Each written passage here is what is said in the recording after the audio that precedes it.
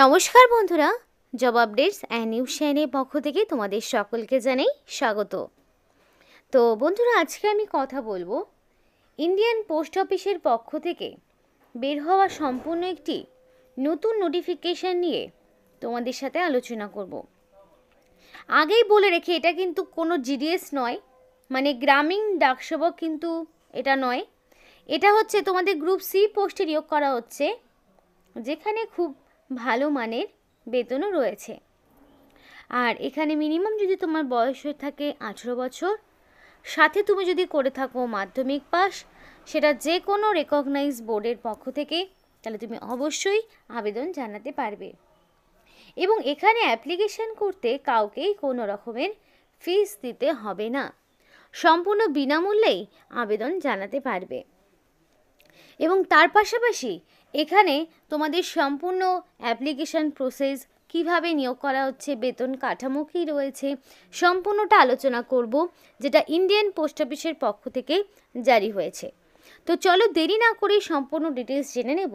কিন্তু তার আগে প্রত্যেকের কাছে একটাই রিকোয়েস্ট জানাবো, যে যারা এখনও আমাদের এই চ্যানেলটিকে সাবস্ক্রাইব করোনি, তারা ঝটপট চ্যানেলটিকে সাবস্ক্রাইব করে পাশে থাকা বেল আইকনটি ক্লিক করে দাও, যাতে করে পরবর্তী সমস্ত ইনফরমেশান পেয়ে যেতে পারো। তো চলো বন্ধুরা, দেরি না করে এবার অফিসিয়াল নোটিশ নিয়ে বিস্তারিত আলোচনা তোমাদের সাথে শুরু করব। তো ফার্স্টেই আমি তোমাদের দেখাতে চাই, এখানে তোমাদের স্কেল অফ পে, মানে তোমাদের পে স্কেলটা কী রয়েছে, বেতন কাঠামো কী রয়েছে, সেটা আগে তোমাদের দেখাই। তো দেখো, এখানে তোমাদের যে বেতন থাকছে সেটা হচ্ছে 19,900 থেকে শুরু করে 63,200, মানে পে লেভেল 2 অনুযায়ী তোমাদের এই স্যালারিটা দেওয়া হচ্ছে। যেখানে তোমাদের সম্পূর্ণভাবে দেখো, এখানে তোমাদের গ্রেড পে থাকছে 1900। তো সব মিলিয়ে তোমরা কিন্তু মোটামুটি 22 থেকে 25,000 টাকা পার মান্থ স্যালারি পেয়ে যাচ্ছ, যেটা গ্রুপ সি পোস্টের আন্ডারে পড়ছে পোস্ট অফিসের পক্ষ থেকে। কারণ আগেই বলেছি, এটা কিন্তু গ্রামীণ ডাকসেবক নয়, কারণ সেগুলোতে একটু কম হয় স্যালারি। এবার দেখো, তোমাদের এখানে বয়সের স্ট্রাকচারটা কী রয়েছে সেটা দেখাবো। তো তোমাদের এখানে অ্যাপ্লিকেশান করা লাস্ট ডেট কিন্তু 19 তারিখ, এবং সেই অনুযায়ী মানে 19শে ডিসেম্বর অ্যাপ্লিকেশান করা লাস্ট ডেট। এবং এই 19শে ডিসেম্বরের মধ্যে তোমাকে সম্পূর্ণ অ্যাপ্লিকেশানটা কমপ্লিট করতে হবে। অ্যাপ্লিকেশান করতে হবে অফলাইনে। তো 19শে ডিসেম্বর অনুযায়ী তোমার বয়সটা হতে হবে মিনিমাম 18, ম্যাক্সিমাম 27, এবং সেটা ইউআর ক্যাটাগরি হিসাবে। ইউআর ক্যাটাগরি হিসাবে ন্যূনতম 18 বছরের যেমন একদিন কম হলে হবে না, 27 বছরের একদিন বেশি হলেও অ্যাপ্লিকেশন করতে পারবে না। এবং সেটা 19/12/2024 অনুযায়ী তোমাদের বয়সটাকে কাউন্ট করে নেবে, মাধ্যমিক পাশের মার্কশিট বা সার্টিফিকেটে যে ডেট অফ বার্থ রয়েছে সেই অনুযায়ী। এবার দেখো, এখানে ওবিসি আর ইডাব্লিউএস ক্যাটাগরি হলে 3 বছরের ছাড় পাবে, সুতরাং তারা 18 থেকে 30 বছর পর্যন্ত অ্যাপ্লিকেশন করার সুযোগ পাচ্ছে, তাই তো। আর দেখো, এসসি এসটি হলে কি 18 থেকে তারা মোটামুটি 32 বছর পর্যন্ত অ্যাপ্লিকেশন করার সুযোগ পাবে, যদি তারা এসসি এসটি হয়ে থাকে। এক্স সার্ভিসম্যানদের জন্য সুযোগ রয়েছে। তো যারা এক্স সার্ভিসম্যান রয়েছে, তারা আপ টু, মানে যারা গভর্নমেন্ট সার্ভেন্ট রয়েছে, যারা বর্তমানে চাকরির সাথে যুক্ত, তারা আপ টু 40 ইয়ার্স পর্যন্ত অ্যাপ্লিকেশন করার সুযোগ পাবে। তাহলে স্যালারি, এজের এবং স্যালারি যে স্ট্রাকচার দেওয়া রয়েছে সেটা আশা করি তোমাদের কাছে ক্লিয়ার হয়েছে। নেক্সট কী ইনফরমেশান রয়েছে সেগুলো জেনে নেব। তো দেখো, এখানে তোমাদের এখানে বলা রয়েছে, দেখো 19/12/2024 এই তারিখের মধ্যে তোমাকে স্পিড পোস্ট বা রেজিস্টার পোস্টের মাধ্যমে পাঠাতে হবে, কোনো রকম অনলাইন বা মেল করলে হবে না। এবং এই অ্যাপ্লিকেশন ফর্মটি https://www.indianpost.government.in, এই যে অফিসিয়াল ওয়েবসাইটটি দেখছো, এই অফিসিয়াল ওয়েবসাইটটি ভিডিও ডেসক্রিপশন বক্সে দিয়ে দেব। সেখান থেকে তোমরা চাইলে এই অ্যাপ্লিকেশন ফর্মটি এবং তোমাদের যে নোটিফিকেশান সেটা ডাউনলোড করতে পারবে। তো এই লিঙ্কটা ডেসক্রিপশন বক্সে দেওয়া থাকবে, সেখান থেকে চেক করে নিও। আর এখানে কিন্তু স্পিড পোস্ট বা রেজিস্টার পোস্ট ছাড়া অন্য কোনোভাবে অ্যাপ্লিকেশন গ্রহণযোগ্য হবে না। তো দেখো, এখানে তোমাদের মিনিমাম যোগ্যতা কিন্তু মাধ্যমিক পাস, এবং এখানে অ্যাপ্লিকেশন করার জন্য তোমার এখানে রিসেন্ট কালার পাসপোর্ট সাইজের ফটো অ্যাটাচ করতে হবে, যেটা তোমার নিচে সিগনেচার থাকবে, এবং name of the candidate in block letter. তো ব্লক লেটারে তোমার নাম লিখতে হবে, এবং এখানে তুমি যা তোমার নামটা লিখবে সেটা যাতে অবশ্যই মাধ্যমিক বা তার সমতুল্য পরীক্ষায় তোমার নামে যা স্পেলিং ছিল সেইটাই এখানে বসাবে, কারণ তোমার সমস্ত ডকুমেন্টস কিন্তু মাধ্যমিক লেভেলের বেসিসেই দেখা হবে। তারপরে আধার কার্ডের নাম্বার চাওয়া হয়েছে, তো অবশ্যই তোমার আধার কার্ডের নাম্বারটা একদম অ্যাকুরেটভাবে বসাবে, কারণ তার সাপেক্ষ প্রুফ তো তোমাকে সঙ্গে পাঠাতে হচ্ছে সেলফ অ্যাটাস্টেড করে, সেগুলোর সাথে যেন ম্যাচ করে কোনো রকম ভুল না পাওয়া যায় সেটা তোমাকে দেখতে হবে। দেন তোমার চাওয়া হয়েছে গার্জেনের নাম, ফাদার্স নেম বা স্পাউস নেম এখানে চাওয়া হয়েছে, তো তোমার গার্জেনের নাম এখানে তোমাকে বসাতে হবে। তো এখানে তোমাদের বর্তমান যিনি তোমার গার্জেন রয়েছেন সেই অনুযায়ী তার নাম এখানে তুমি বসিয়ে দেবে।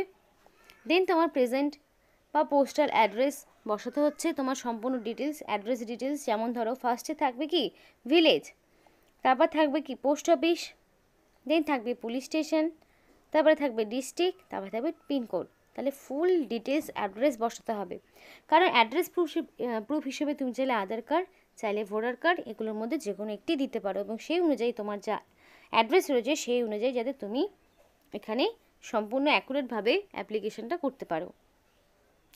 তারপরে ডেট অফ বার্থ, তো তোমার মাধ্যমিক পাশের সার্টিফিকেট, দেখো matriculation certificate, as per matriculation certificate, মানে মাধ্যমিক পাশের সার্টিফিকেট অনুযায়ী তোমার এক্স্যাক্টলি কত ডেট অফ বার্থ রয়েছে সেটা বসাবে। দেন 19/12/2024 অনুযায়ী কত বছর, কত মাস, কত দিন হচ্ছে সেটা তোমাকে কাউন্ট করে বসাতে হবে। তাহলে কি করবে, মাধ্যমিক পাশের যে সার্টিফিকেট রয়েছে সেইখান থেকে 19/12/2024 অনুযায়ী কাউন্ট করবে যে সেটা কত বছর, কত মাস এবং কত দিন হচ্ছে, সেটাই এখানে হুবহু লিখে দেবে।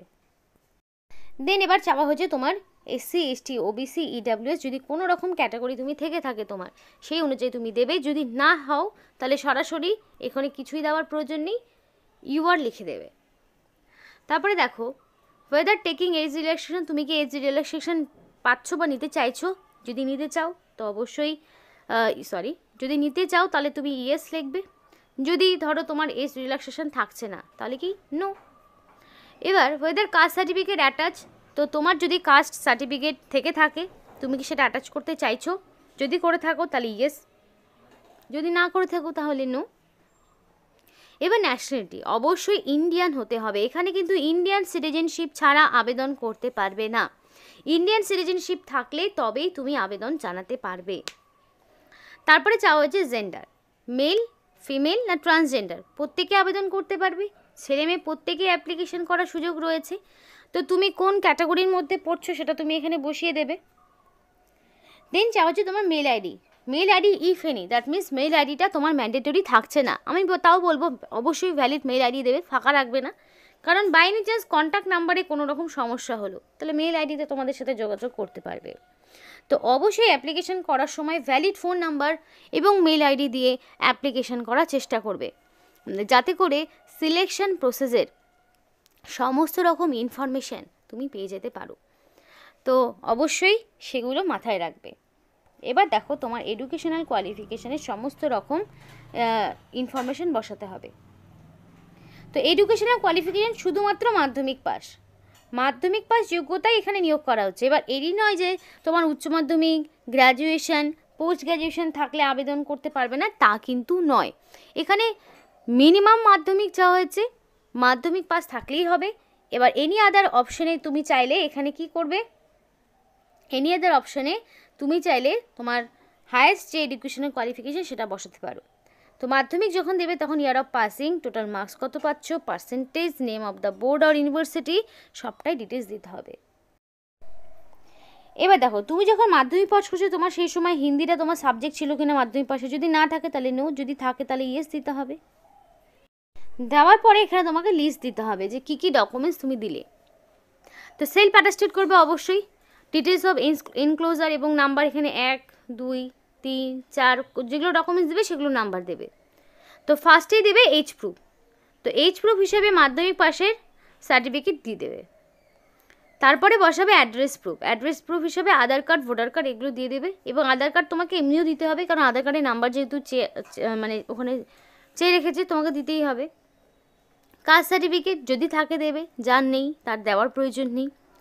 এডুকেশনাল কোয়ালিফিকেশানের সমস্ত রকম মানে মাধ্যমিক পাশের, পরিষ্কার করে লিখি, মাধ্যমিক পাশের অ্যাডমিট, মার্কশিট, সার্টিফিকেট সবটাই বসাবে।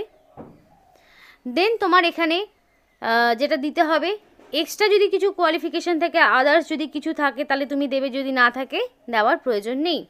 এবং আইডি প্রুফ হিসাবে Aadhaar card, PAN card, voter card এগুলোর মধ্যে যে কোনো একটি দিতে পারো, ড্রাইভিং লাইসেন্স, যা খুশি দিতে পারো।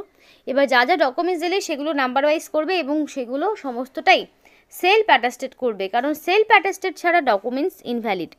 তো সেলফ অ্যাটাস্টেড যাতে থাকে সেটা তোমাকে মাথায় রাখতে হবে। সম্পূর্ণ যেভাবে বললাম সেভাবে অ্যাপ্লিকেশান করো। এখানে দেখো ডিক্লারেশন রয়েছে, যেখানে তোমার ফুল সিগনেচার করতে হবে, রানিং হ্যান্ড রাইটিংয়ে ফুল সিগনেচার করবে এবং প্লেসের জায়গায় প্লেস, ডেটের জায়গায় ডেট দেবে। এবার আর একটা দেখো ডিক্লারেশন 2 কাদের জন্য ম্যান্ডেটরি দেখে নাও। এটা এসসি এসটি ওবিসি ইডাব্লিউএস ক্যান্ডিডেটরা এই ডিক্লারেশন 2টাও ফিল আপ করবে, আর যারা ইউআর ক্যাটাগরি তাদের শুধু 1টা ফিল আপ করলেই হবে। তো ডিক্লারেশন 2 তো এখানে তোমার আইডি, নিজের নাম, যে তুমি এসসি এসটি ওবিসি কাস্ট সার্টিফিকেটে মানে কাস্টে বিলং করছো, তোমার প্রপার ডকুমেন্টস আছে, তাহলে সেই মতো দেবে, দিয়ে সিগনেচার, প্লেস এবং ডেট। মানে এসসি এসটি ওবিসিরা দুটোই করবে, আর যারা শুধুমাত্র ইউআর ক্যাটাগরি তারা শুধুমাত্র প্রথমেরটা করবে। এবার আলাদা করে দেখো কাস্ট সার্টিফিকেট রয়েছে, সেন্ট্রালাইজ কাস্ট সার্টিফিকেট, এগুলো তোমরা ফিল আপ করবে। ওবিসি হলে ওবিসিদের জন্যও রয়েছে, ওবিসি বা ইডাব্লিউএসদের জন্যও রয়েছে, প্রত্যেকের জন্য মানে কাস্ট সার্টিফিকেট সেন্ট্রালাইজ না বের করলে হবে না। তো সেই মতো তোমাদেরকে করতে হবে, যে ওবিসিদের জন্য রয়েছে কাস্ট সার্টিফিকেট, তো এইভাবে এটা বের করতে হবে সেন্ট্রালাইজ সার্টিফিকেট। এবার দেখো এখানে যারা অ্যাপ্লিকেশন করবে তাদের তো অবশ্যই মিনিমাম কোয়ালিফিকেশন মাধ্যমিক চাওয়া হয়েছে। তার পাশাপাশি যদি তোমাদের 3 বছরের সার্ভিস করা থাকে হোমগার্ড বা সিভিল ভলেন্টিয়ার, তাহলেও আবেদন করতে পারবে এবং এটা ডিজারেবল না থাকলেও সমস্যা নেই। কিন্তু মাধ্যমিক পাশের পাশাপাশি লাইট এবং হেভি মোটর ভেহিকেলের ওপরে অ্যাটলিস্ট 3 বছরের তোমার এক্সপিরিয়েন্স লাগবে বা মোটর মেকানিজমের ওপরে তোমার নলেজ লাগবে, তবেই আবেদন করতে পারবে। এবং এখানে তোমার একটা কম্পিটিটিভ টেস্ট হবে, যেখানে মাল্টিপল চয়েস টাইপের কোশ্চেন থাকবে, ম্যাক্সিমাম মার্কস 80, 90 মিনিট সময়, কোশ্চেন পেপার ইংলিশ অথবা হিন্দিতে হবে। এবার এখানে minimum qualifying marks SC ST হলে 33% ইচ পেপারে পেতে হবে, ওবিসি ডাব্লিউএস হলে 37 এবং ইউআর হলে 40% মিনিমাম পেতে হবে। এবার পেপার 1, 2 হিসাবে দেওয়া রয়েছে যে competitive, practical, minimum maximum duration সম্পূর্ণটা দেওয়া রয়েছে। সিলেবাসও দেওয়া রয়েছে, জেনারেল নলেজ থেকে কি থাকবে, তারপরে দেখো জেনারেল ইন্টেলিজেন্স আর রিজনিং থেকে কি থাকবে, সবটাই দেওয়া রয়েছে। ফুল ডিটেলস কিন্তু নোটিফিকেশনে বলা রয়েছে। সিম্পল অ্যারিথমেটিক দেওয়া রয়েছে। তো এগুলো হচ্ছে তোমার ডিটেলস সিলেবাস, একদম ফুল ডিটেলস সিলেবাস তোমার দিয়ে দিয়েছে। তো তুমি চাইলে সেখান থেকেও নোটিফিকেশানটা একটু ডাউনলোড করে নিও অবশ্যই। তো বন্ধুরা, নিয়োগটি করেছে government of India ministry of communication department of পোস্টের পক্ষ থেকে করা হচ্ছে, যেখানে খুব ভালো সুযোগ রয়েছে অ্যাপ্লিকেশন করার। মানে ওভারঅল প্রত্যেকটি স্টেট থেকে অ্যাপ্লিকেশন করতে পারবে, ওয়েস্ট বেঙ্গল থেকেও অ্যাপ্লিকেশন করার সুযোগ রয়েছে। তো যেখানে কোনো রকম ফিস কিন্তু দিতে হচ্ছে না, অফলাইনে বাই পোস্টে মানে স্পিড পোস্টে অ্যাপ্লিকেশন করতে হবে। তো এই ছিল আজকে সম্পূর্ণ ভিডিও। ভালো লাগলে অবশ্যই লাইক এবং চ্যানেলটিকে সাবস্ক্রাইব করে আমাদের সাপোর্ট করো, আমাদের সাথে থেকো, পাশে থেকো। আর ভিডিওটি সম্পূর্ণ দেখার জন্য তোমাদের সকলকে জানাই অসংখ্য ধন্যবাদ।